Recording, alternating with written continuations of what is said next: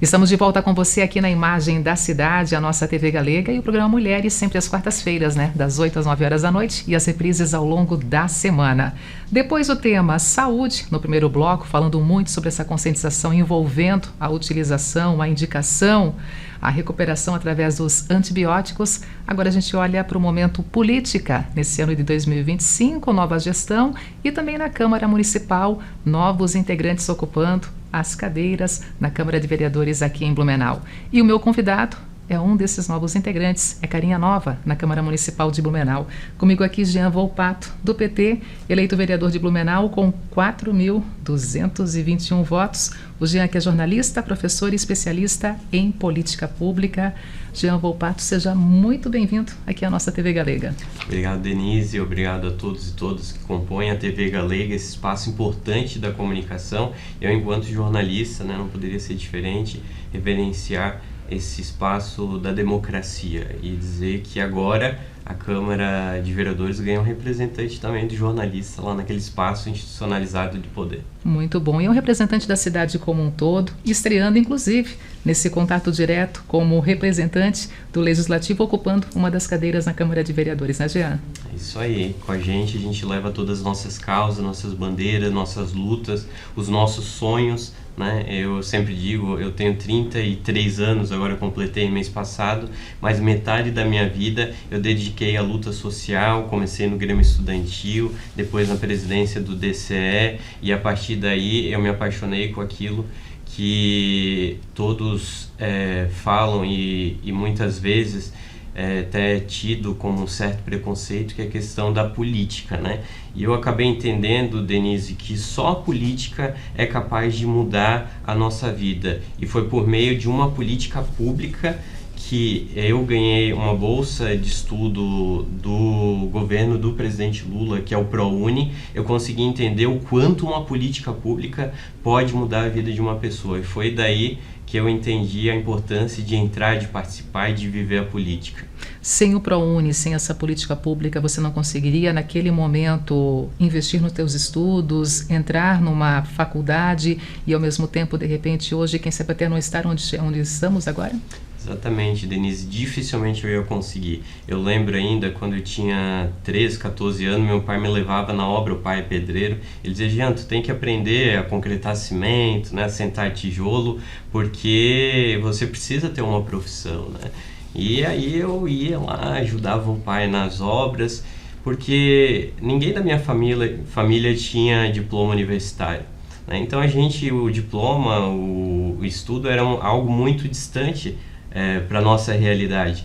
E quando o presidente Lula ascende ao governo e instala essa política pública e eu ganho essa bolsa do ProUni, né, eu entendi o quanto a gente precisa valorizar as políticas públicas, porque na verdade, Denise, a gente vive, e eu sempre digo que às vezes um bueiro estraga na frente da casa de uma pessoa sem muita condição de vida. Essa pessoa fica vendo vários meses, até anos, com aquela mazela, e quando é na frente da casa de um rico, no segundo dia aquilo já está arrumado, né? Então a importância sobretudo do Estado na vida das pessoas, porque é somente o Estado que tem a capacidade de promover a equidade social. E a equidade, ela é um pouquinho diferente da igualdade, porque a equidade é aquilo que antecede um pouco, porque quando tu garante uma política pública, você vai dar condição para aquele ser humano ter igualdade. Porque infelizmente, e nós precisamos ser sinceros, a gente não parte da mesma linha da corrida da vida,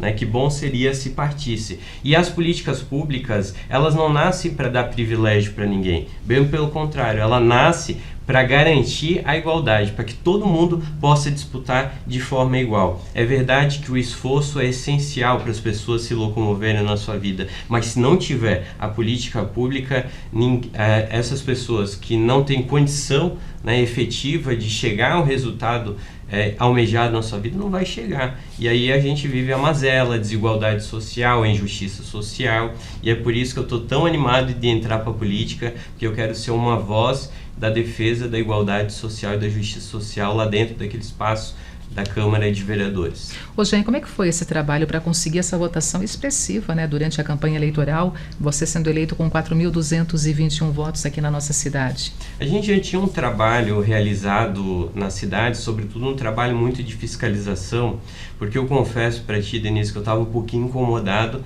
com os nossos representantes da Câmara, e eu mesmo tive que, por muitas vezes, entrar com algumas denúncias do Ministério Público para garantir que algumas políticas fossem executadas na cidade. Eu nunca entendi muito porque uma cidade tão rica como Blumenau, que tem tanta estrutura, inclusive a gente acabou de mudar o nome da nossa região para Vale Europeu, né? Olha só, Vale Europeu, né? Simbolizado com a Europa. E como é que no Vale Europeu tem cidadão que não tem água na torneira?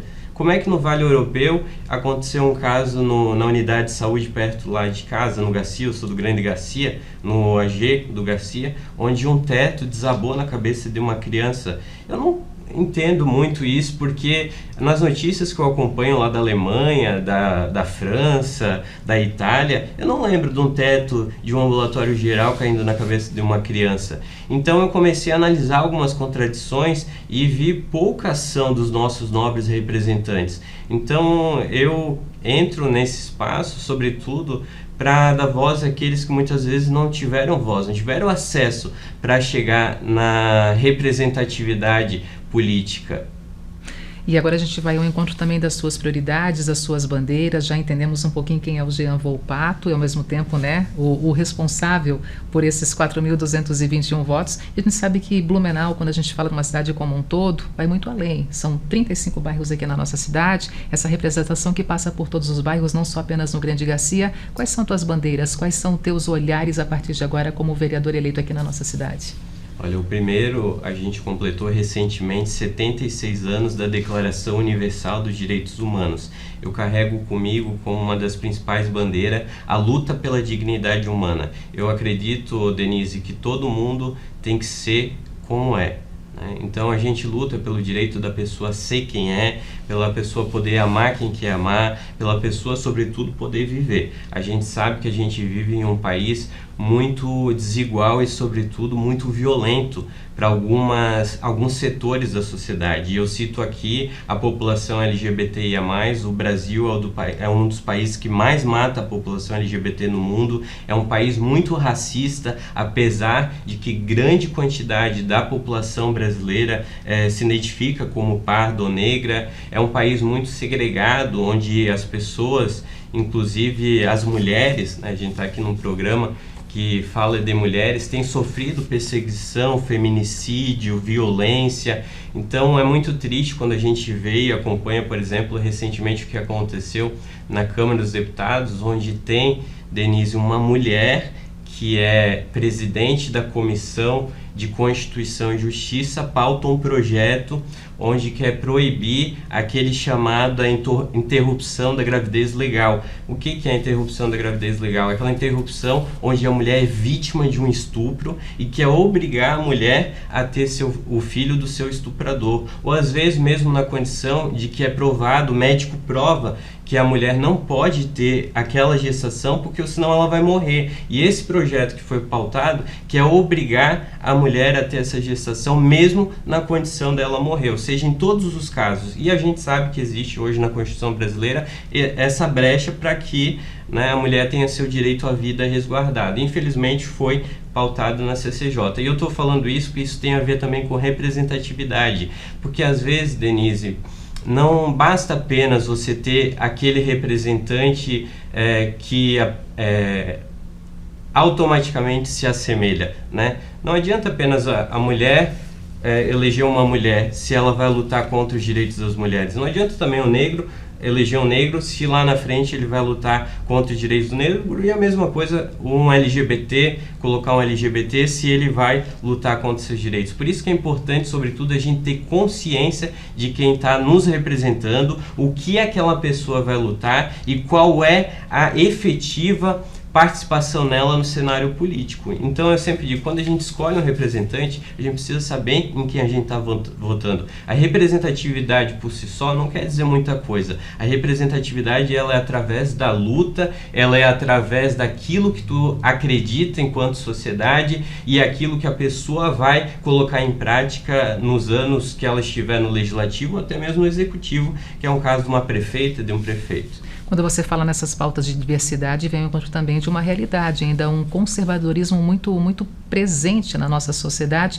E muitas vezes quando a gente fala, por exemplo, aqui nessa questão, né, discussão sobre um novo olhar para o aborto, muitas pessoas que são contrárias ao aborto, elas não entendem a essência dessa discussão que está acontecendo em Brasília, porque acham que, de fato, a palavra aborto tem que ser contrário. Mas existem condições, existem situações, interpretações, e o que já está assegurado no nosso país vem ao encontro de salvar vidas. Seja a questão da própria mãe, a questão também ali da criança. Então tem interpretações que às vezes vem discussões que a grande maioria não vai profundamente estudar e simplesmente coloca um carimbo ali e é contrária ou a favor. E são as desinformações que estão muito presentes ainda no nosso dia a dia, cada vez mais, né, Jean? Uma estratégia, inclusive, histórica desses setores reacionários, inclusive, é importante titular aqui da extrema-direita, de criar muitas vezes um pânico moral na sociedade em determinadas situações, para mobilizar a sociedade. E eu fico muito triste, Denise, porque é verdade que o ódio muitas vezes mobiliza muito mais que o amor, mas o Nelson Mandela dizia que se as pessoas podem aprender a odiar, elas também podem aprender a amar. Então por isso que também a gente fica entusiasmado em entrar nessa ação política para tentar colocar um outro olhar sobre a política, né? Quando eu vejo, por exemplo, líderes religiosos, líderes ou até mesmo político fazer e reverberar discursos contra a população trans, contra a população LGBT, para mobilizar aquele setor da sociedade que muitas vezes é vítima também das fake news, é vítima desse estímulo do ódio contra essas populações, apenas com interesse, trocar vidas por votos. Ou seja, na minha opinião, é uma grande covardia, porque você se utiliza de um setor da sociedade que é realmente ignorante, e a ignorância aqui eu não falo de uma forma pejorativa, muito pelo contrário, eu acredito que a gente precisa lutar muito pela educação, mas que são pautas que são colocadas na sociedade para conseguir mobilizar as pessoas através de uma distorção daquilo que você acabou de dizer agora, né? Por exemplo, essa questão da interrupção da gravidez, do aborto legal, é uma questão de saúde pública, né? Então é preciso fazer essa discussão com muita cautela, com muito cuidado, mas também, sobretudo, com muito respeito, porque nós estamos falando de vidas. E aí eu me entristeço muito quando a cidade de Blumenau ganha uma casa de parto aqui na cidade, através do Programa de Aceleração de Crescimento, o PAC, e o governo de Blumenau diz que a gente não quer uma casa de parto e devolve essa casa de parto para o governo federal. Olha, Denise, eu entendo e acredito que nós precisamos evoluir um pouquinho mais a nossa compreensão da vida, mas o lugar do nascimento é um lugar de vida, né? Não é um lugar de morte. Eu sempre achei que o lugar da gestação não deveria ser no hospital. O que é uma casa de parto? Até esclarece para quem nos acompanha nesse momento, que proposta é essa? A casa de parto é um lugar fora do hospital, equipado, com toda uma estrutura para dar o acolhimento humanizado para a gestação da mulher, com UTI para caso aconteça alguma emergência, mas é um lugar exclusivo. Por que a gente tem índices tão grandes de morte materna nos últimos anos? Exatamente porque dentro do hospital a mulher acaba sofrendo às vezes violência obstétrica, porque são lugares que não são treinados, né, para a mulher ter essa gestação, e outras vezes até infecção hospitalar. Por quê? Porque o hospital é um lugar para tratar doença, não é um lugar para gestar vida. Por isso a importância da gente ter um lugar, uma maternidade, um lugar especializado para a mulher ter o seu filho. Então por isso que a gente fez a defesa, lutou muito para que a gente tenha a casa de parto. E aí o nosso ex-prefeito de Blumenau, o Mário, espero que seja corrigido com a atual gestão, com o Egídio, negou a casa de parto que o governo do presidente Lula ofereceu para a cidade de Blumenau. E a gente está com muito medo, porque além da casa de parto, a cidade ganhou uma policlínica, ganhou um centro de cultura, ganhou outras políticas do governo federal, e nós precisamos lutar muito para que a gente realmente tenha essas políticas e não sejam devolvidas. E eu tenho essa concepção, eu acredito que a vida é um lugar de nascimento, né, de ser celebrado, não é um lugar para ser gestado ali onde se tratam doenças. Por isso que a gente precisa evoluir nessa compreensão, né, da diferença de um hospital, de uma maternidade, de uma casa de parto. Jean, olhando para a nova gestão também municipal, o prefeito Egídio também agora começando os trabalhos e ao mesmo tempo a sua posição, né, como representante do PT, teremos 2 representantes do PT agora também dentro da Câmara Municipal, a posição de vocês, a sua posição, especialmente falando contigo aqui, envolvendo a nova gestão municipal na prefeitura. Oposição, nem sempre oposição, e sim trabalhar a favor do município com pautas, com prioridades que venham ao encontro uma Blumenau cada vez melhor? Eu disse na minha primeira entrevista, assim que eu fui eleito, que a gente está tudo em um grande avião, né? Por isso que eu torço que o piloto conduza bem esse avião, que a gente pouse com segurança, né? Que a gente chegue até o nosso destino com muita segurança. Eu fui eleito pela população de Blumenau como vereador da oposição, automaticamente. A gente elegeu o PL e o PT automaticamente está na oposição. Agora, o sentido dessa oposição, quem vai dizer vai ser o prefeito. Se ele realmente vai cumprir aquilo que ele prometeu na campanha eleitoral, nós vamos estar lá para fiscalizar. Se ele não vai fazer igual o correligionário político dele, o governador Jorginho Melo, que quando o presidente da República vem para o estado nem atende o presidente, ou quando o presidente da República convida o governador não vai para Brasília apenas por intriga política. Eu acho que não é isso que a gente espera de um representante. A gente elegeu o presidente da República, que é o presidente Lula, elegemos o governador, que é o Jorginho Melo, e o prefeito é ele. Nós não temos mais partido quando a gente entra, né, nas gestões, nas câmaras. É evidente que a gente tem a nossa luta, a nossa causa, aquilo que a gente se propôs a representar, mas existe um espaço de institucionalidade, porque o recurso que vem do governo federal não vem para o Jorginho Melo, vem para as pessoas que moram nas suas cidades e, no nosso exemplo, a cidade de Blumenau. Então é importante que se tenha essa consciência que uma pessoa, quando entra no espaço institucional, não pode ser um representante apenas do seu partido, que infelizmente, ao meu ver, o governador Jorginho Melo dá um péssimo exemplo para o estado de Santa Catarina, inclusive ofendendo os catarinenses, inclusive tirando a possibilidade da gente às vezes ter recurso que vai para a saúde, que vai para a educação, que vai para a segurança, apenas por uma visão meramente partidária e política. Por isso que eu, na Câmara de Vereadores, entendo esse espaço institucional e vou fazer de tudo que for possível para que o prefeito tenha êxito na sua gestão, porque o êxito do prefeito será as políticas públicas que serão atendidas na cidade, será o cidadão que chegar no posto de saúde e ter um médico para ser atendido, será o pai e a mãe que querem colocar seu filho na creche e tem uma vaga na creche com seus filhos. Então são efetivamente aquelas políticas que mudam a nossa vida, e é para isso que eu me coloquei como representação, não para prejudicar a cidade, para ajudar a cidade. E espero que todos e todas os edis que estejam lá na Câmara tenham essa mesma compreensão. Agora, aquilo que tiver errado, nós vamos cobrar, e esperem de mim um fiscalizador com excelência. Nós vamos olhar muito por essa questão, por exemplo, da falta de água. Acredito que não é certo a cidade de Blumenau, uma cidade tão rica e tão importante, não ter água. A questão do transporte coletivo, a gente muitas vezes estou recebendo várias mensagens de pessoas que estão 1, 2, 3 horas na parada, no ponto de ônibus, que o ônibus não chega. Agora, recentemente, o mês passado,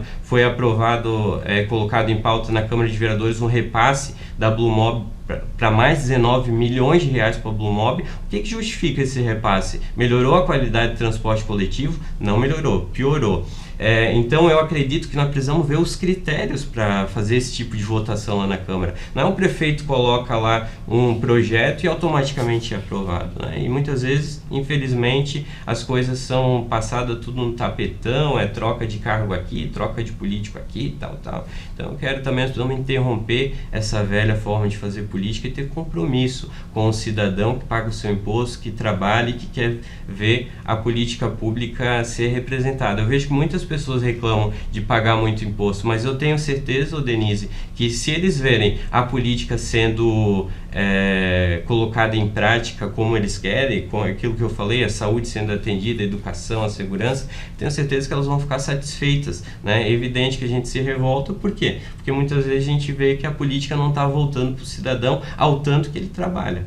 Que possamos caminhar para o Blumenau cada vez melhor, com certeza. Gia, muito obrigada por estar conosco, sucesso nessa tua estreia como vereadora aqui em Blumenau, e a gente vai acompanhando também, passo a passo, para poder dividir com quem nos acompanha em casa essa agenda, essa representação e essas cobranças também que serão colocadas em evidência. Obrigada, tá? Obrigado, Denise, obrigado a todos e todas que nos acompanham aqui pela TV Galega. Mais uma vez, quero agradecer a cada um dos 4.221 votos, desejar a todos que tenhamos agora, né, um ótimo 2025, e me coloco aqui à disposição sempre que preciso estar nesse espaço da democracia. E a primeira entrevista de muitas, tenho certeza, tá bom? Obrigado.